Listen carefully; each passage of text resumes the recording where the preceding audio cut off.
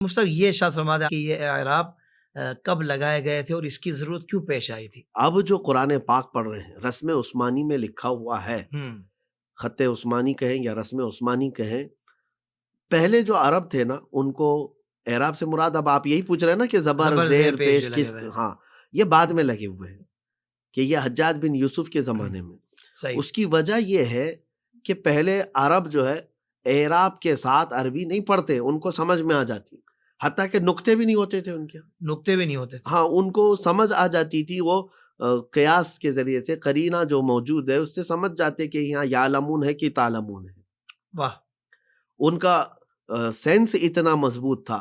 ابھی آپ اردو زبان ہی کو لے لیں، اردو زبان میں کون سے اعراب لگائے جاتے ہیں؟ صحیح بات ہے، لیکن آپ پڑھ کر کے سمجھ جاتے ہیں. بہت اچھا سمجھا دیا آپ نے، آپ سمجھ جاتے ہیں، مثال دے کے سمجھا دیا آپ نے، آپ کی زبان ہے، آپ کو سمجھ میں آ جاتا ہے کہ آپ جیسے ایک مثال اگر میں آپ کو بتا دوں کہ اگر جو ہے کوراب لکھا ہوا ہے تو آپ اس کو کورا نہیں پڑھتے، آپ کا سینس یہ بتاتا ہے کہ کورا ہی ہے. واہ واہ. ورق لکھا ہوا ہے، 3 لفظ ہیں، اس پر کوئی اعراب نہیں ہے، واو را قاف ہے، تو آپ کتاب کا ورق اس پر لکھا ہوا تھا، آپ ورق کیوں پڑھے؟ ویرق کیوں نہیں پڑھے آپ؟ واہ واہ واہ. ویرق کیوں نہیں پڑھے؟ اعراب تو کچھ نہیں تھے. لیکن آپ ہنسیں گے، کہیں گے ویرق کیا چیز ہوتی ہے، ویرق کیا چیز ہے؟ کتاب کا جب لکھا ہوا تو ورق ہی ہو سکتا ہے.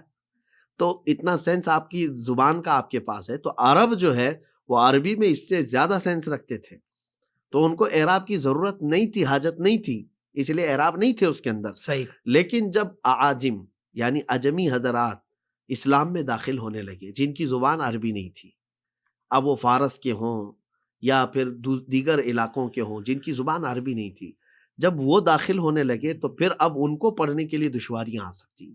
تب پھر ان کی سہولت کے لیے قرآن پاک کے اعراب لگا دیے گئے، زبر زیر پیش اور پھر نقطے وغیرہ سب. جیسے آج ہم بھی اجمی ہیں، ہم بھی قرآن پاک کے ان اعراب کے ساتھ ہی پڑھیں گے. تو یہ اعراب کی کیفیت جو ہے یہ بعد میں آئی ہوئی ہے. سبحان اللہ. لیکن اس کا مطلب یہ نہیں ہے کہ قرآن پاک میں یہ زیادہ کیا گیا ہے.